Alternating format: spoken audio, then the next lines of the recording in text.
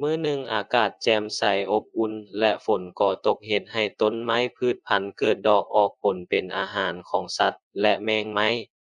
มีตั๊กแตนตัวหนึ่งพวมกินใบไม้อ่อนได้มีฝูงมดไต่ผ่านมันไป ฝูงมดช่วยกันทอนโฮมอาหารเพื่อเก็บไปแห่ไว้อยู่ห่างตน ตั๊กแตนได้ร้องสวนฝูงมด หมู่เพื่อนเอ่ยอาหารมีหลาย มากินนำข้อยนี้ฝูงมดตอบว่า แม่นอาหารมีหลายแท้ แต่เดี๋ยวนี้พวกเราควรเก็บรักษาไว้เพื่อมื้อหน้าจะบ่มีอาหารอีกได้ ยามฝนหมดไปอาหารก็พอมีแต่บ่หลาย ฝูงมดพากันสืบต่อซอกหาอาหารเท่าที่จะหาได้ เขาเจ้าชวนตั๊กแตนมาเฮ็ดเวียกนำ ตั๊กแตนเอ่ยม